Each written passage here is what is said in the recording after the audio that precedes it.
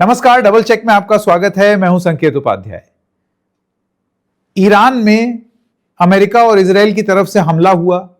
उस हमले में ईरान के जो सुप्रीम लीडर हैं आयतोल्ला अली खमेनेई, उनकी मौत हो गई, उनको मार डाला। इसके बाद आप देख रहे हैं दुनिया भर में कुछ लोग खुशी मना रहे हैं, कुछ लोग गम में डूबे हैं। हिंदुस्तान में भी अलग अलग जगहों पर जहां शिया आबादी है वहां पर आपको मातम की तस्वीरें सामने आ रही हैं। इस सब के बीच में जहां भारत ने इजराइल के साथ समर्थन करते हुए संदेश दिया, जहां भारत ने यूएई और खाड़ी देशों में जो हिंदुस्तानी हैं उनकी सुरक्षा के लिए संदेश दिया, जहां भारत ने यह तक बोला कि हमें शांति से टेबल पर बैठ करके चर्चा से ही कोई समाधान निकालना है, लड़ाई हल नहीं है, वहां भारत ने खंडन नहीं किया कि किस तरीके से अमेरिका और इजराइल ने मिलकर के एक देश के सुप्रीम लीडर को मार डाला। अब इसको लेकर के अच्छी खासी आलोचना हो रही है, जिसमें कांग्रेस की नेता सोनिया गांधी अब एक लेख के माध्यम से यह सवाल पूछ रही हैं कि क्या ऐसे बनेंगे आप ग्लोबल साउथ के नेता। तो आज हमें लगा कि एक foreign policy point of view से और पॉलिटिकल पॉइंट ऑफ व्यू से एक छोटी सी चर्चा की जाए। मेरे साथ हैं जावेद अंसारी साहब, सीनियर जर्नलिस्ट, और डॉक्टर जाकिर हुसैन, आप मिडिल ईस्ट एक्सपर्ट हैं। जावेद साहब, सबसे पहले आपके पास आना चाहता हूं और आपके शुरुआती विचार जानना चाहता हूं कि इसको किस तरीके से देखा जाए। देखिए, ये जाहिर है कि भारत की जो स्टेटेड पॉलिसी थी, जो स्टेटेड पोजीशन थी हर मिडिल ईस्ट पे और गल्फ पे, उसमें जो वर्तमान भारत सरकार है उसमें एक परिवर्तन लाई है। पहले हम बैलेंस करते थे डिफरेंट जो मुल्क थे उनके बीच, चाहे वो इजराइल अरब कॉन्फ्लिक्ट हो या ईरान हो, हमारे सबसे बहुत अच्छे ताल्लुकात थे और हम उसको बैलेंस करते थे। अब पिछले कुछ सालों से हमारे इजराइल से बड़े ही घनिष्ठ बल्कि स्ट्रेटेजिक रिलेशनशिप हो गई है। वो हमें हथियार सप्लाई करते हैं, हमें इंटेलिजेंस सप्लाई करते हैं। मोदी जी, यहाँ तक कि मोदी जी ने उसको अपना फादरलैंड कह दिया, वगैरह वगैरह। तो ये जो पोजीशन है भारत की, अब वो बदल गई है।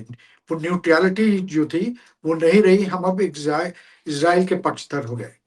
अच्छा, ये वो तो एक बात इस हद तक हो गए कि हमने एक मुल्क के राष्ट्रपति का असैसिनेशन हो जाता है, हमने चू नहीं की।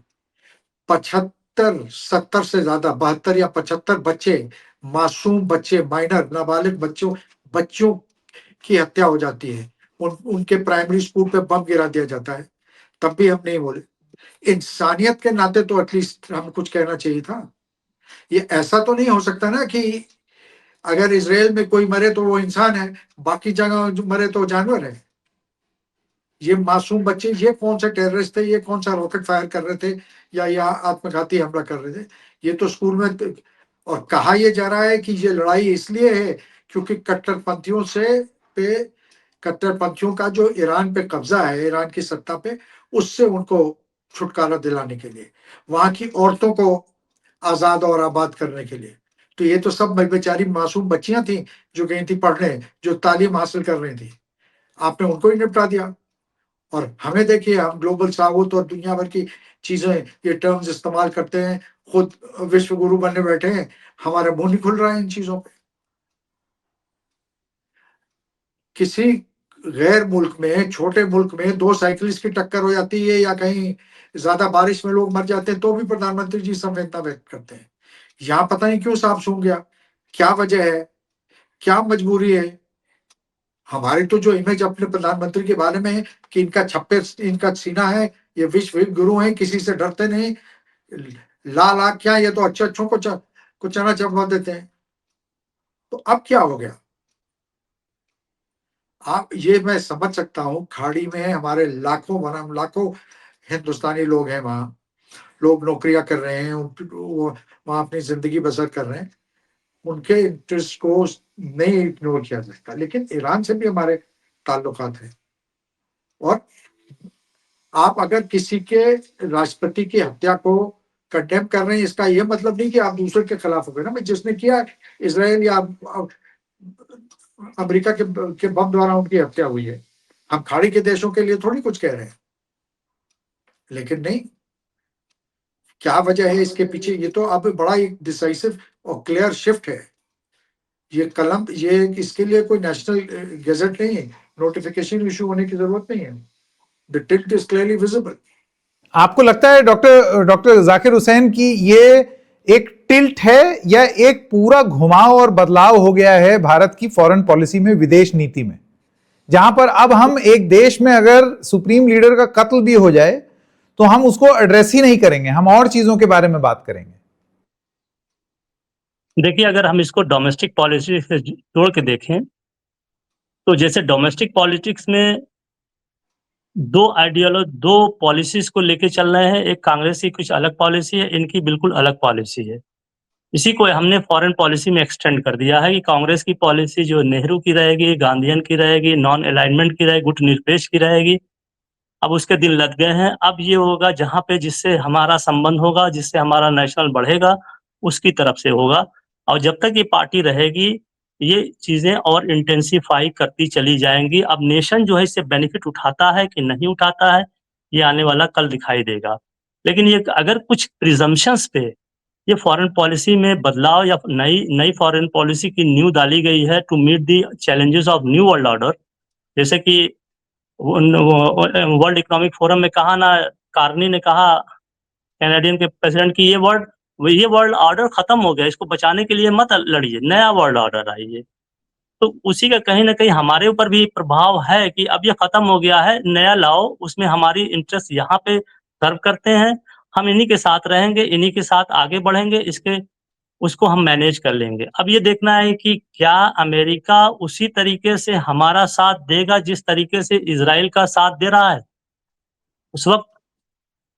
फिर क्योंकि हम चाइना से भी, हम रशिया से भी, हम ईरान से भी, और दूसरी बात है, क्या शायद वहां पे ये भी मालूम हो, लोग हम बहुत इंटेलिजेंट लोग बैठे हुए हैं कि ईरान के बाद पाकिस्तान का नंबर आएगा, उसके बाद ये भी खत्म हो जाएगा। तो वर्चस्व है, बोलबाला जो है वो अमेरिका लेड इजराइल की पॉलिसी का ही उस पूरे क्षेत्र में होगा। तो इसमें हम क्यों जाएं अपने को उस पुराने सिस्टम में फिट करके अपने नेशनल इंटरेस्ट को गंवाएं।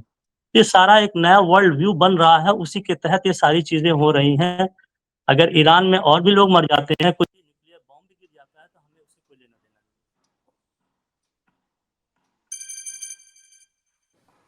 जी, जावेद साहब, मैं आपके पास आना चाहता हूं और आपसे ये जानना चाहता हूं कि ये जो डॉक्टर जाकिर हुसैन बता रहे थे, वर्ल्ड ऑर्डर का बदलना और हिंदुस्तान ये तय करना कि अब हमारे हित अब ये हैं और हमको इस तरीके से बेनिफिट करना है।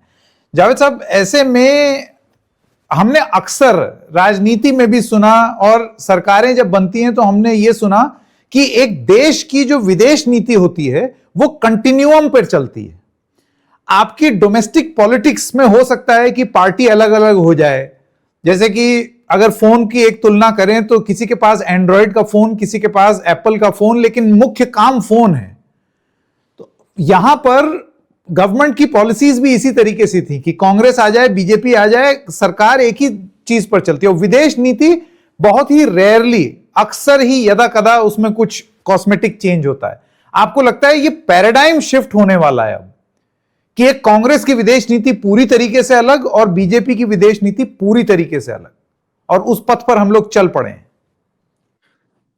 देखिए हुसैन साहब, मेरे पहले जो कह रहे थे वो बिल्कुल वो इसी, I think if I got him heard him correctly, वो यही एस्टैब्लिश कर रहे थे कि एक अब क्लियर और डिसाइसिव शिफ्ट है इस प्रेजेंट डिस्पेंसेशन का। मेरी वॉइस एको कर रही, किसी ने अपना वो ऑन किया हुआ है। और तो डॉक्टर हुसैन, मैं गुजारिश करूंगा आप अपना माइक म्यूट कर लें। जी जावेद साहब। अच्छा, मैं मुझे कॉल ये आ जो गई है प्रेजेंट तो डिस्पेंसेशन है, इसने ये क्लियरली इनका आकलन ये है कि जो पुराना ऑर्डर था, जो पुरानी पॉलिसी थी, पुराने जो हालात थे उनके तहत तो ठीक थी, लेकिन जो आजकल जो दुनिया का जो वर्ल्ड ऑर्डर बदल गया है, बहुत हद तक एक यूनिपोलर वर्ल्ड है, जिसमें ट्रम्प के विम से, ट्रम्प के शगुफों पे चलता है ये। और इसराइल उनके लगते जिगर हैं। तो इस बदले हुए वर्ल्ड ऑर्डर में इंडिया अपने को फिट कर रहा है। और सबसे बड़ी बात यह है कि इंडिया को अभी ये लगता है कि ईरान की जो प्रेजेंट रजीम है ये चंद दिनों की मेहमान है, और बेहतर यही इनसे अपनी सहानुभूति जाहिर करने से कोई फायदा नहीं। बेहतर ये होगा कि इसराइल और अमेरिका के साथ जुड़े। और जैसे हमारे पहले वक्ता जो कह रहे थे कि देखिए चाइना से भी प्रॉब्लम है, पाकिस्तान भी है, और उसमें अमेरिका हमारी मदद करता है, पाकिस्तान के खिलाफ इसराइल ने हमारी मदद की, तो हमें उनसे ज़्यादा फायदा है, ईरान से कम है। वैसे भी अमेरिकन प्रेशर में हमने अब ईरान से अपना तेल वेल खरीदना बंद कर दिया है, बिल्कुल ज़ीरो, बहुत हद तक हमने उसको रिड्यूस कर दिया है। तो अब हमें फ़ायदा, प्रधानमंत्री मोदी की जो सरकार है उसको ये लगता है कि फायदा ये है कि अगर if we cast our lot with America Israel, और अब विंडो ड्रेसिंग के लिए उनको कहने को ये भी है कि भाई देखिए वो तो खाड़ी के भी देश वहाँ हैं, हमको इजराइल के साथ थोड़ी है, हम तो यूएई के साथ भी हैं, हम वो सऊदी अरबिया के साथ भी हैं, बहरीन के साथ भी हैं। आप मत भूलिए कि वहाँ जाते हैं, गले मिलते हैं, हबीबी हबीबी करके गाल चूमते हैं, और डायमंड का वो गले में हार पहन के आ जाते हैं। तो हमारे तो बहुत ये सब दिखाने के लिए है, ये विंडो ड्रेसिंग के लिए है।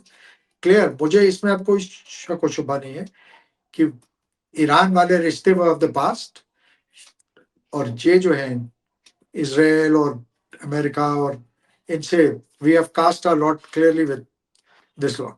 और उसमें जैसे आप विंडो ड्रेसिंग शब्द का प्रयोग कर रहे हैं, मतलब दिखावे के लिए, दिखावा नहीं, मतलब एक पोजिशनिंग के लिए। ये भी है कि भाई हम, आप कैसे कह सकते हैं कि हम एंटी अरब वर्ल्ड या मुस्लिम वर्ल्ड है? हम तो यूएई के साथ हैं, हम कतर के साथ हैं, हम बहरीन के साथ हैं, हम सऊदी के साथ हैं। देखिए हमने समर्थन में खड़े हुए। देखिए संकेत में एक और बता दूं, एक बड़ी गलत फहमी हम बहुत से कमेंटेटर्स को भी यहाँ देखें कि आयतुल्लाह खमेनी शियाओं के लीडर थे। देखिए ठीक है, शिया तो सारी दुनिया में उनको अपना लीडर मानते ही थे, लेकिन आज के दिन वो जितनी, he is the tallest leader of, he is the tallest Muslim leader, cutting across शिया सुन्नी वगैरह वगैरह, ये सारे डिविजन्स को छोड़ के वो आप देखिए शिया जिस तरीके से वो बहुत डेमोन्स्ट्रेटिव हैं अपने गम का इजहार करने में, और लोग इतने नहीं हैं। लेकिन मुझे तो कोई भी ऐसा नहीं दिख रहा है ये बादशाहतों को छोड़ के जो खुशी मना रहा हो इसके मन में। तो इस चीज को भी मद्देनजर रखना चाहिए। ये कह देना कि ये नहीं, ये सिर्फ एक छोटे से वर्ग, ये ऐसा नहीं है। आप देखिए उनके मरने की वजह से वहां बहरीन में बगावत हो गई। बहुत से अरब खाड़ी के जो मुल्क हैं उसमें शियाओं की बहुत अच्छी खासी तादाद में पॉपुलेशन। बहरीन में तो 60 से 70% शिया हैं, उनको वो वहाँ के बादशाह ने कब्जा कर रखा है हुकूमत पर। दूसरी आज वहाँ बगावत के नौबत आ गई है। सऊदी अरबिया में है, कतर में है, कुवैत में है, यूएई में है, यमन में है, ये इराक में है।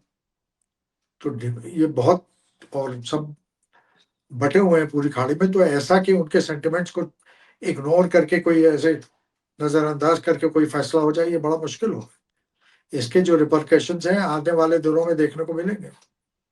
जावेद साहब, एक सवाल मैं राजनीतिक पूछना चाहता था आपसे। देखिए आपका भी ताल्लुक उत्तर प्रदेश से है, हमारा भी, और यहां पर अगर आपको याद हो, चाहे प्रधानमंत्री हो या फिर योगी आदित्यनाथ, मुसलमानों में भी शिया मुसलमानों को ऐसा माना जाता था कि ये क्लोजर टू द बीजेपी है ना। मतलब आप देखिए लीडरशिप में हम देखते थे पोजीशनिंग पॉइंट ऑफ व्यू से शिया मुस्लिम्स के नेता वो बीजेपी के साथ हैविंग अ डालियंस, ये सारी चीजें ज्यादा देखने को मिलती थी। और अब शियाओं के सबसे बड़े लीडर के कत्ल पर कोई स्टेटमेंट ना आना, आपको लगता है यह भी एक पॉलिटिकल पोजीशन शिफ्ट हो गई है बीजेपी की? ये सही बात, ये बिल्कुल आपने बात सही कही। और ये बड़ी कोशिश, एक कंसर्टेड एफर्ट था कि यह शिया और सुन्नी में डिवीजन करा दो, जैसे पसमंदा और फॉरवर्ड और बैकवर्ड में, वैसे शिया और सुन्नी का भी डिवीजन करा दो। शिया उसको क्लियरली, शिया लीडरशिप को क्लियरली वो किया गया। प्रधानमंत्री एक नहीं कई बार बोरों के सम्मेलन में कहा वो तो हम कि तो हमारे घर के हैं, हमारा तो बचपन इनके बीच में गुजरा है। वो बात दूसरी कि प्रधानमंत्री का बचपन बहुत जगहों पे गुजरा, लेकिन ये जहाँ जाते हैं वहीं उनका बचपन गुजर जाता है। लेकिन वो बात ठीक है। तो वहाँ वो उन्होंने क्लियरली जो इंदौर गए थे बोरों के सम्मेलन में, तो वहाँ उन्होंने ये कहा, कल्ब जवाद, कल्ब साजिद लखनऊ में उनको क्लियरली वो किया गया था। अब जब उनका सबसे सुप्रीम लीडर दुनिया में कहीं भी हो शिया, उनको मानते जरूर थे खमेनी साहब को। जब उनके ऊपर जो सबसे बुरा वक्त आया, तो अब आप तो इसका भी कॉन्सिक्वेंसेस होंगे। इसलिए कोई कि लोग नजरअंदाज कर देंगे, ये बड़ा मुश्किल है। कॉन्सिक्वेंसेस से मेरी मुराद ये है कि इसके पॉलिटिकल कॉन्सिक्वेंसेस हो सकते हैं। हाँ, लेकिन देखिए ना जावेद साहब, यूपी में जब एक पार्टी 80-20 माने ही बैठी है कि ये तो हमारे कभी हो ही नहीं सकते। आप देखिए, ब्लैंकेट देने से मना राजस्थान में, यूपी के मुख्यमंत्री का 80-20 बोलना, तो आपको लगता है कि ये कैलकुलेटेड रिस्क था? हाँ, तुम ऐसे भी हमारे साथ नहीं आओगे तो अब ठीक है, नहीं आओ। नहीं, यूपी के स्तर पे तो ठीक था, वो मैं मान सकता हूँ। प्रधानमंत्री जी और उनके जो पॉलिटिकल सलाहकार हैं या मैनेजर्स हैं, वो उनकी ये जरा कोशिश थी कि थोड़ा इनमें सेंध लगाई जाए और इनको अपना करीब लाया जाए। एक नहीं, अनेक कोशिश हुई और तो आपको लगता है अब वो उल्टा पड़ेगा? अब ये देखना पड़ेगा। ये दिलचस्प, ये एक बड़ा अनप्रिडिक्टेबल सिचुएशन अराइज हो गई है। अब इसका नतीजा क्या होगा, इसके परिणाम क्या होंगे, अभी आगे चल के आगे के दिनों में देखना पड़ेगा। हाँ, क्योंकि वो पलट के ये कह सकते हैं ना कि कैसे आप कह सकते हैं मुसलमानों के साथ नहीं है। हम तो देखिए, हमने मोहम्मद बिन सलमान से बात की, हम देखिए खाड़ी देशों के नेताओं से कितने मधुर संबंध हैं। यही है ना, यही मुगालता, यही गलतफहमी यहाँ लोगों को है कि यहाँ के मुसलमान जो है एक तो इस्लाम में कोई पोप का सिस्टम नहीं है। मोहम्मद बिन सलमान कोई चीफ इमाम नहीं है कि उनके पीछे सब लोग खड़े होकर नमाज पढ़ते हैं, ऐसा नहीं है। मोहम्मद बिन सलमान क्या सोचते हैं, या कुवैत का बादशाह या कहीं का बादशाह क्या सोचता है, हमारी सेहत पे उससे क्या फर्क पड़ता। हम अपनी समझ से, अपने विवेक से फैसला लेते हैं, सही या गलत। जो अपने हित में हम बेहतर समझते हैं, करते हैं। तो वो किसी शेख से गले मिलके अभी भी कर लेने से कोई यहाँ फर्क नहीं पड़ता। जावेद साहब का अंदाज निराला हमेशा ही रहेगा और है। बहुत बहुत धन्यवाद जावेद अंसारी जी हमारे साथ जुड़ने के लिए। Thank you.